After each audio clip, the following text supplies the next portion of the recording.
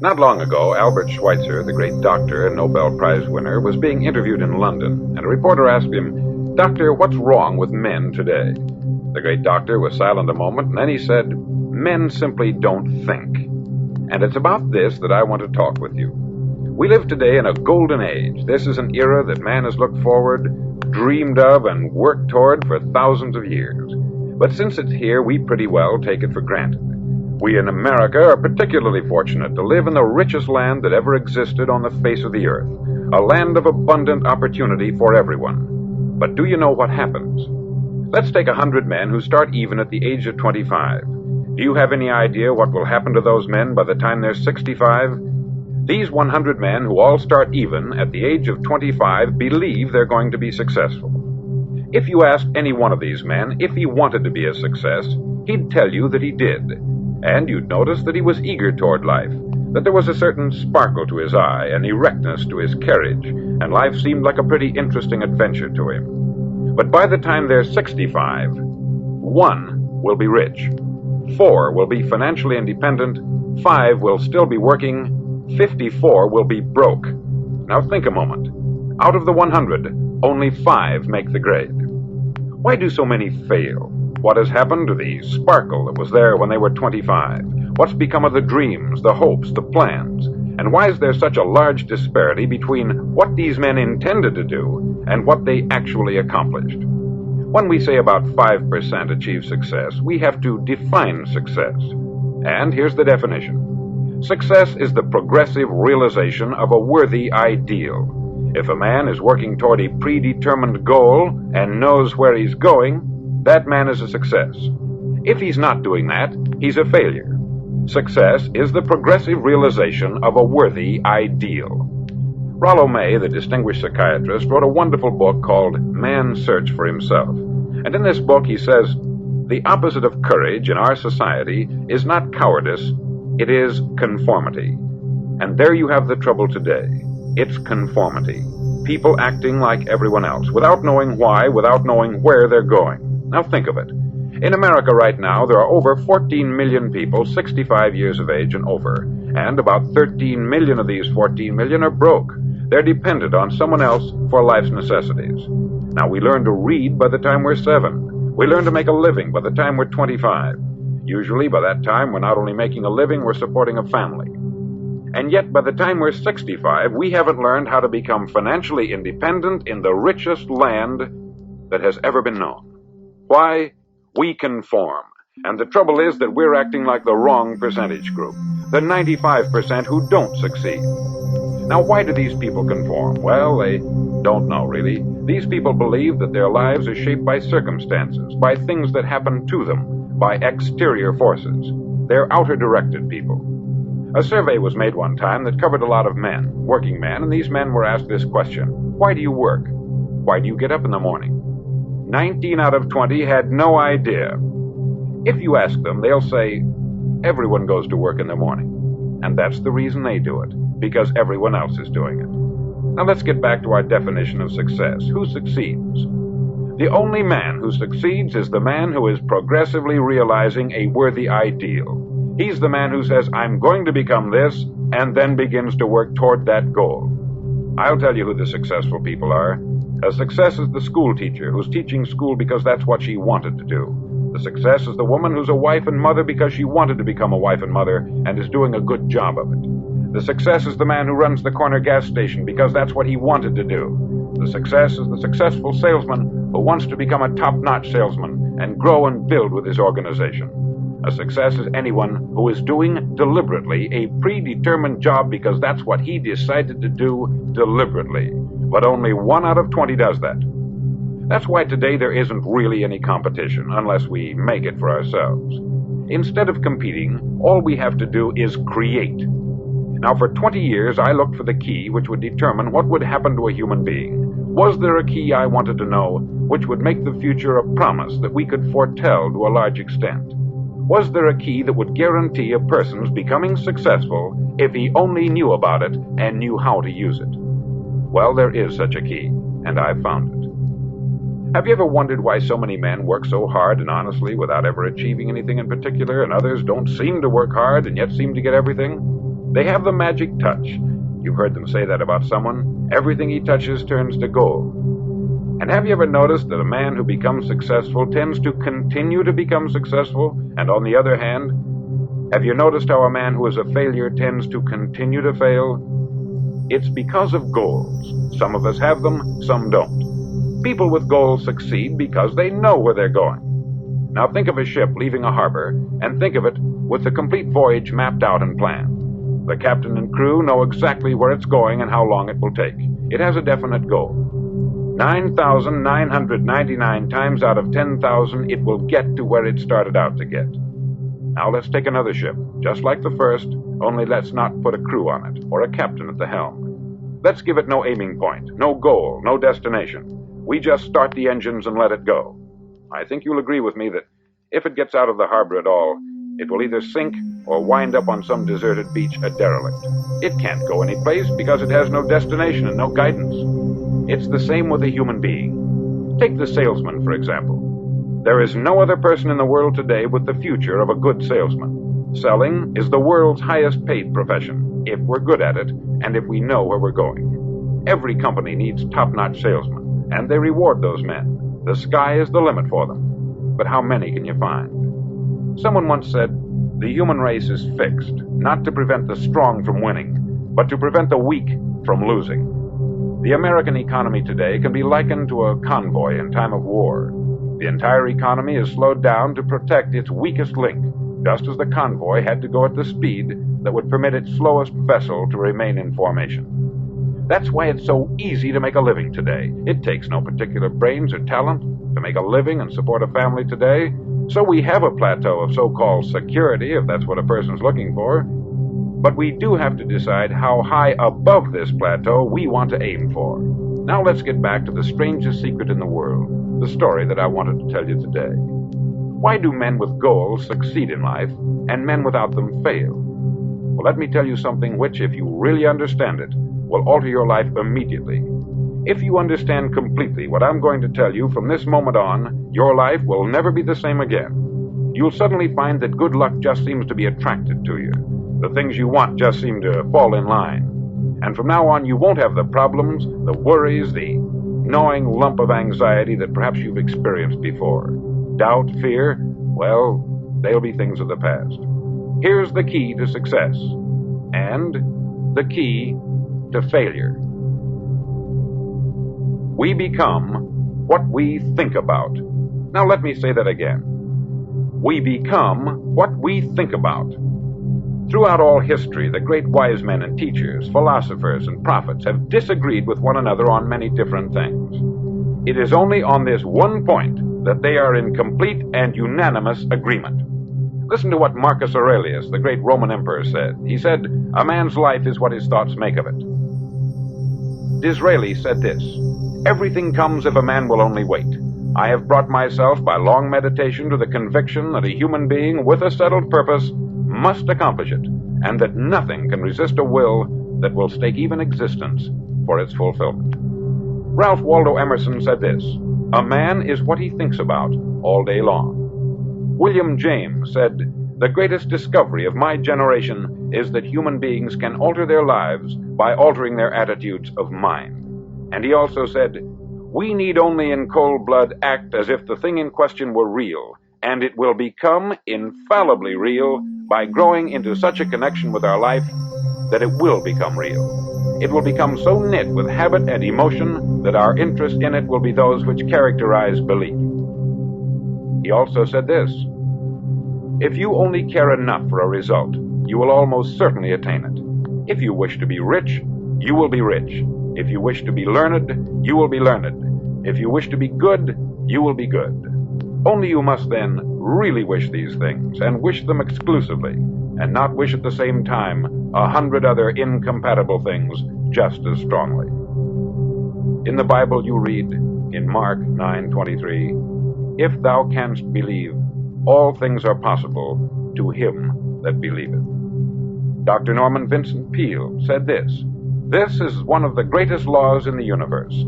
Fervently do I wish I had discovered it as a very young man. It dawned upon me much later in life, and I found it to be one of the greatest, if not my greatest discovery outside of my relationship to God.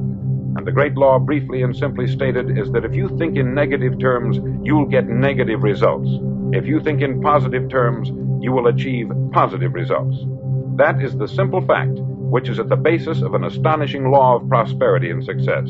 In 3 words, believe and succeed. William Shakespeare put it this way: our doubts are traitors and make us lose the good we oft might win by fearing to attempt. George Bernard Shaw said, people are always blaming their circumstances for what they are. I don't believe in circumstances. The people who get on in this world are the people who get up and look for the circumstances they want, and if they can't find them, make them. Well, it's pretty apparent, isn't it? And every person who discovered this for a while believed that he was the first one to work it out. We become what we think about. Now, it stands to reason that a person who's thinking about a concrete and worthwhile goal is going to reach it, because that's what he's thinking about. And we become what we think about. Conversely, the man who has no goal, who doesn't know where he's going, and whose thoughts must therefore be thoughts of confusion and anxiety and fear and worry, becomes what he thinks about. His life becomes one of frustration, fear, anxiety, and worry. And if he thinks about nothing, he becomes nothing. Now, how does it work? Why do we become what we think about? Well, I'll tell you how it works as far as we know. Now, to do this, I want to tell you about a situation that parallels the human mind. Suppose a farmer has some land, and it's good, fertile land. Now, the land gives the farmer a choice. He may plant in that land whatever he chooses. The land doesn't care. It's up to the farmer to make the decision. Now, remember, we're comparing the human mind with the land, because the mind, like the land, doesn't care what you plant in it. It will return what you plant, but it doesn't care what you plant. Now, let's say that the farmer has 2 seeds in his hand. One is a seed of corn, the other is nightshade, a deadly poison. He digs 2 little holes in the earth and he plants both seeds, one corn, the other nightshade. He covers up the holes, waters, and takes care of the land, and what will happen? Invariably, the land will return what is planted. As it's written in the Bible, as ye sow, so shall ye reap.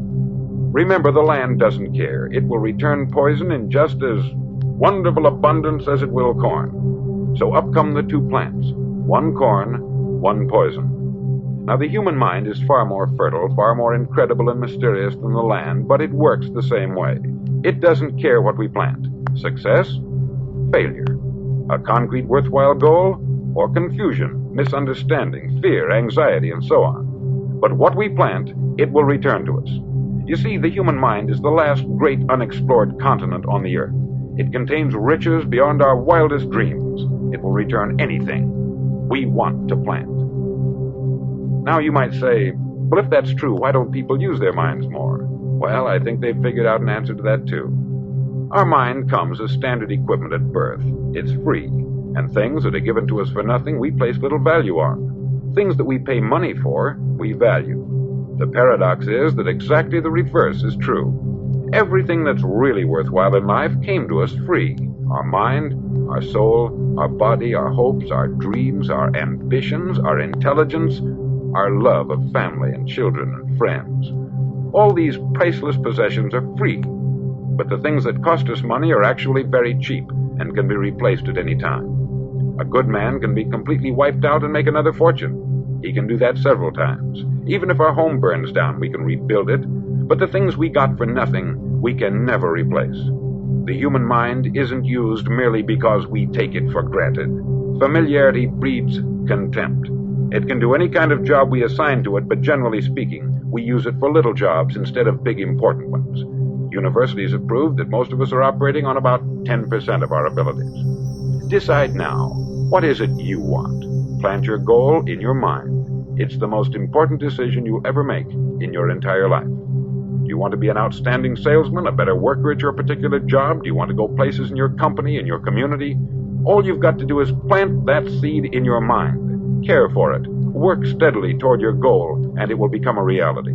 It not only will, there's no way that it cannot. You see, that is a law, like the laws of Sir Isaac Newton, the laws of gravity. If you get on top of a building and jump off, you'll always go down. You'll never go up. And it's the same with all the other laws of nature. They always work they're inflexible. Think about your goal in a relaxed, positive way. Picture yourself in your mind's eye as having already achieved this goal. See yourself doing the things you will be doing when you've reached your goal. Ours has been called the phenobarbital age, the age of ulcers and nervous breakdowns. At a time when medical research has raised us to a new plateau of good health and longevity, far too many of us worry ourselves into an early grave trying to cope with things in our own little personal ways, without learning a few great laws that will take care of everything for us. These things we bring on ourselves through our habitual way of thinking. Every one of us is the sum total of his own thoughts.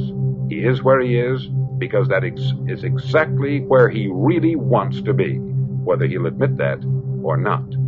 Each of us must live off the fruit of his thoughts in the future, because what you think today and tomorrow, next month and next year, will mold your life and determine your future. You're guided by your mind. I remember one time I was driving through Arizona and I saw one of those giant earth-moving machines roaring along the road at about 35 miles an hour with what looked like 20 tons of dirt in it, a tremendous, incredible machine, and there was a little man perched way up on top with the wheel in his hands guiding it. And as I drove along, I was struck by the similarity of that machine to the human mind. Just suppose you're sitting at the controls of such a vast source of energy. Are you going to sit back and fold your arms and let it run itself into a ditch? Or are you going to keep both hands firmly on the wheel and control and direct this power to a specific, worthwhile purpose? It's up to you. You're in the driver's seat. You see, the very law that gives us success is a two-edged sword. We must control our thinking. The same rule that can lead a man to a life of success, wealth, happiness, and all the things he's ever dreamed of for himself and his family, that very same law can lead him into the gutter. It's all in how he uses it, for good or for bad. This is the strangest secret in the world. Now, why do I say it's strange, and why do I call it a secret? Actually, it isn't a secret at all. It was first promulgated by some of the earliest wise men, and it appears again and again throughout the Bible. But very few people have learned it, understand it. That's why it's strange, and why, for some equally strange reason, it virtually remains a secret. I believe that you could go out and walk down the main street of your town and ask one man after another what the secret of success is, and you probably wouldn't run into one man in a month who could tell you. Now, this information is enormously valuable to us if we really understand it and apply it.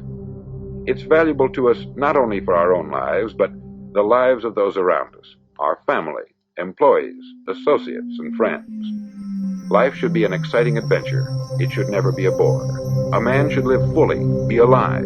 He should be glad to get out of bed in the morning. He should be doing a job he likes to do because he does it well. One time I heard Grove Patterson make a speech, the editor-in-chief of the Toledo Daily Blade, and as he concluded his speech, he said something that I've never forgotten. He said something like this: "My years in the newspaper business have convinced me of several things, among them that people are basically good, and that we came from someplace, and we're going someplace.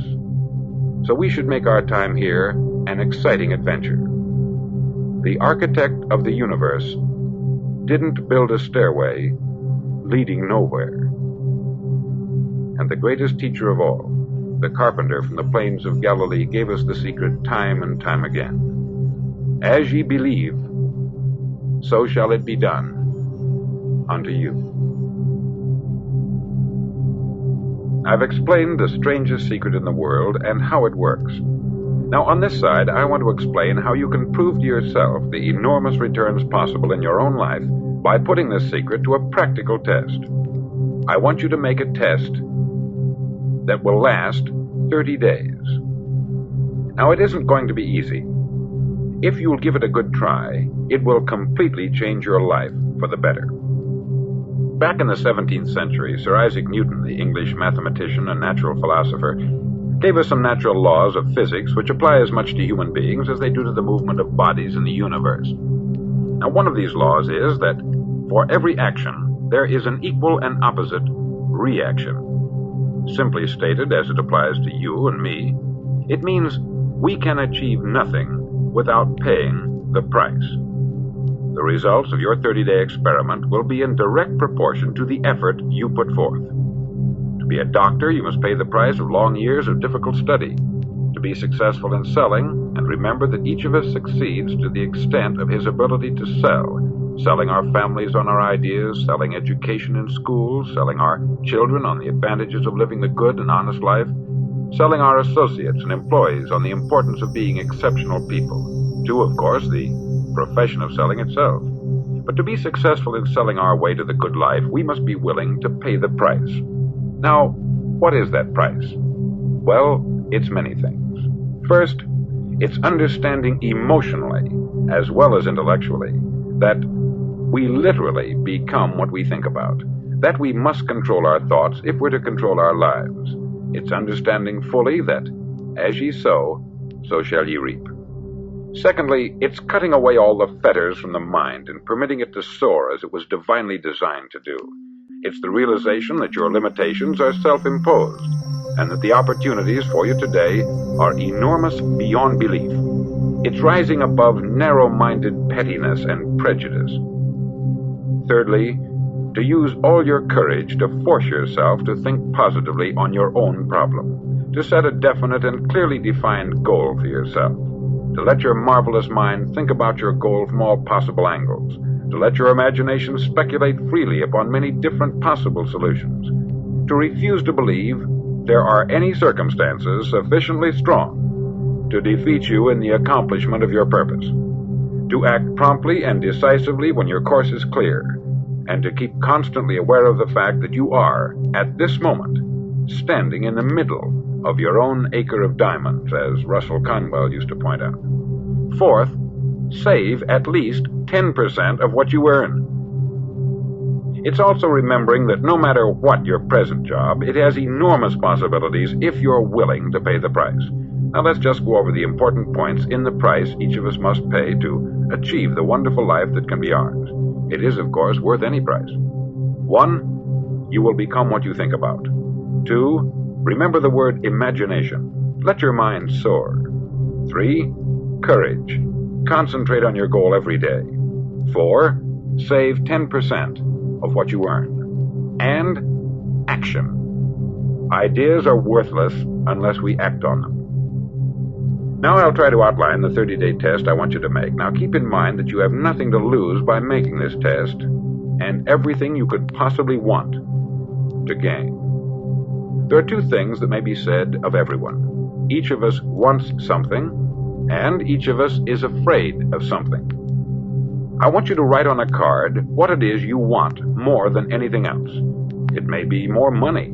Perhaps you'd like to double your income or make a specific amount of money. It may be a beautiful home. It may be success at your job. It may be a particular position in life. It could be a more harmonious family. Each of us wants something. Write down on your card specifically what it is that you want. Make sure it's a single goal and clearly defined. You needn't show it to anyone, but carry it with you so that you can look at it several times a day. Think about it in a cheerful, relaxed, positive way each morning when you get up, and immediately you have something to work for, something to get out of bed for, something to live for. Look at it every chance you get during the day and just before going to bed at night. As you look at it, remember that you must become what you think about, and since you're thinking about your goal, you realize that soon it will be yours. In fact, it's yours really the moment you write it down and begin to think about it. Look at the abundance all around you as you go about your daily business. You have as much right to this abundance as any other living creature. It's yours for the asking. Now we come to the difficult part. Difficult because it means the formation of what is probably a brand new habit. And new habits are not easily formed. Once formed, however, it'll follow you for the rest of your life. Stop thinking about what it is you fear. Each time a fearful or negative thought comes into your consciousness, replace it with a mental picture of your positive and worthwhile goal. There will come times when you will feel like giving up. It's easier for a human being to think negatively than positively. That's why only 5% is successful. You must begin now to place yourself in that group. For 30 days, you must take control of your mind. It will think only about what you permit it to think. Each day for this 30-day test, do more than you have to do. In addition to maintaining a cheerful, positive outlook, give of yourself more than you've ever done before. Do this knowing that your returns in life must be in direct proportion to what you give.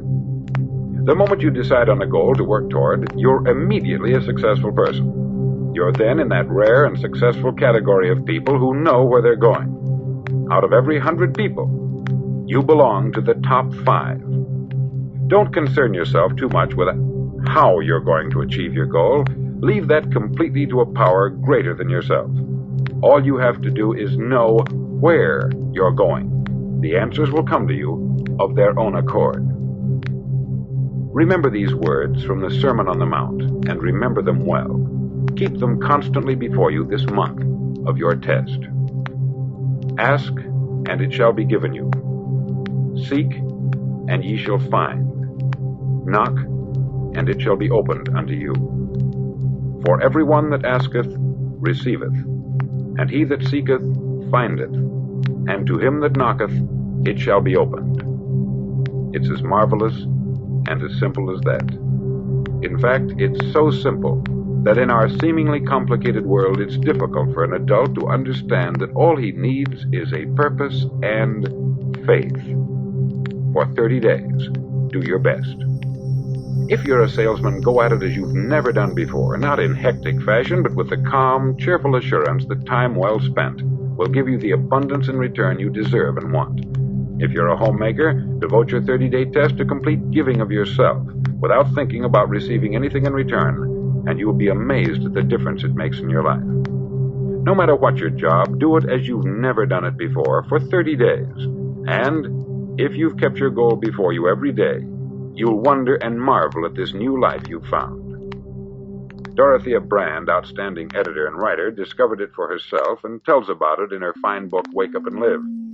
Her entire philosophy is reduced to the words, act as though it were impossible to fail. She made her own test with sincerity and faith, and her entire life was changed to one of overwhelming success.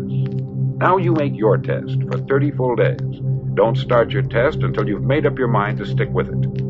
You see, by being persistent, you're demonstrating faith. Persistence is simply another word for faith. If you didn't have faith, you would never persist.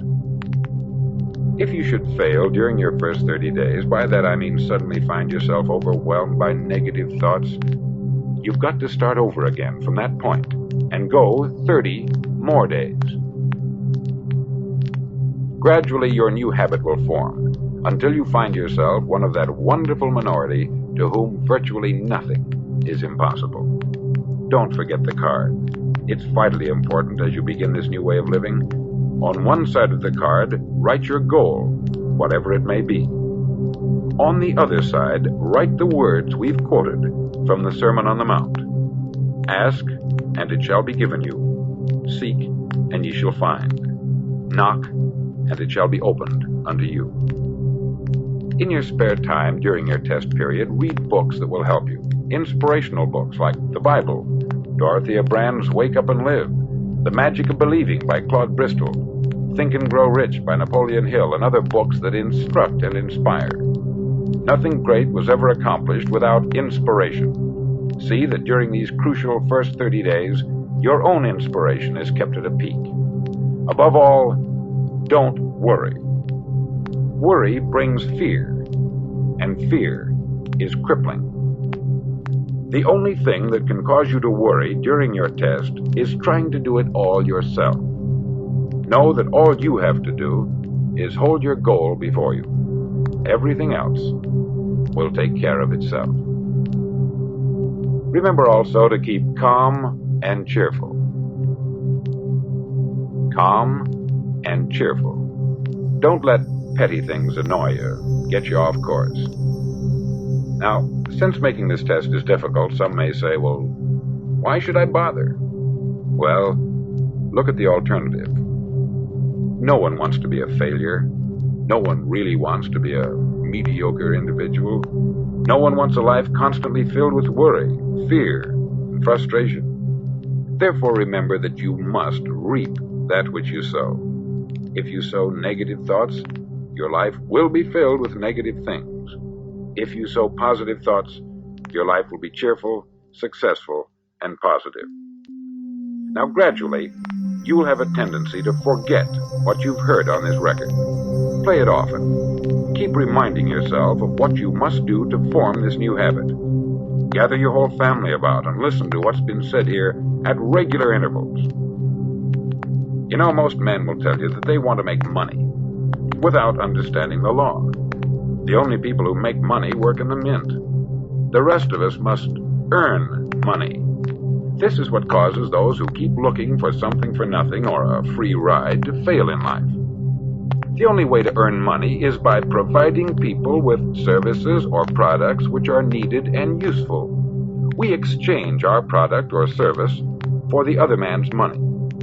Therefore, the law is that our financial return will be in direct proportion to our service. Success is not the result of making money. Making money is the result of success, and success is in direct proportion to our service. Most people have this law backwards. They believe that you're successful if you earn a lot of money. The truth is that you can only earn money after you're successful. It's like the story of the man who sat in front of the stove and said to it, "Give me heat, and then I'll add the wood." How many men and women do you know, or do you suppose there are today, who take the same attitude toward life? There are millions. We've got to put the fuel in before we can expect heat. Likewise, we've got to be of service first before we can expect money. Don't concern yourself with the money. Be of service. Build, work, dream, create. Do this, and you'll find there's no limit to the prosperity and abundance that will come to you. Prosperity is founded upon a law of mutual exchange. Any person who contributes to prosperity must prosper in turn himself. Sometimes the return will not come from those you served, but it must come to you from someplace, for that is the law. For every action, there is an equal and opposite reaction. As you go daily through your 30-day test period, remember that your success will always be measured by the quality and quantity of service you render, and money is a yardstick for measuring this service. No man can get rich himself unless he enriches others. There are no exceptions to a law. You can drive down any street in America and from your car estimate the service that's being rendered by the people living on that street. Had you ever thought of this yardstick before? It's interesting. Some, like ministers and priests and other devoted people, measure their returns in the realm of the spiritual, but again, their returns are equal to their service. Once this law is fully understood, any thinking person can tell his own fortune. If he wants more, he must be of more service to those from whom he receives his return. If he wants less, he has only to reduce this service. This is the price you must pay for what you want. If you believe you can enrich yourself by deluding others, you can only end by deluding yourself. Just as surely as you breathe, you'll get back what you put out. Don't ever make the mistake of thinking you can avert this. It's impossible. The prisons and the streets where the lonely walk are filled with people who tried to make new laws just for themselves. We may avoid the laws of man, but there are greater laws that cannot be broken. An outstanding medical doctor recently pointed out 6 steps that will help you realize success. 1. Set yourself a definite goal. 2. Quit running yourself down. 3. Stop thinking of all the reasons why you cannot be successful, and instead, think of all the reasons why you can. 4. Trace your attitudes back through your childhood and try to discover where you first got the idea you couldn't be a success, if that's the way you've been thinking. 5. Change the image you have of yourself by writing out a description of the person you would like to be. And 6. Act the part of the successful person you have decided to become. The doctor who wrote those words is a noted West Coast psychiatrist, David Harold Fink, M.D.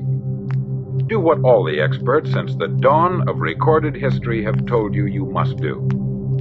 Pay the price by becoming the person you want to become. It's not nearly as difficult as living unsuccessfully. Make your 30-day test. Then repeat it. Then repeat it again. Each time it will become more a part of you until you'll wonder how you could ever have lived any other way. Live this new way, and the floodgates of abundance will open and pour over you more riches than you may have dreamed existed. Money? Yes, lots of it. But what's more important, you'll have peace. You'll be in that wonderful minority who lead calm, cheerful, successful lives. Start today. You have nothing to lose, but you have a life to win.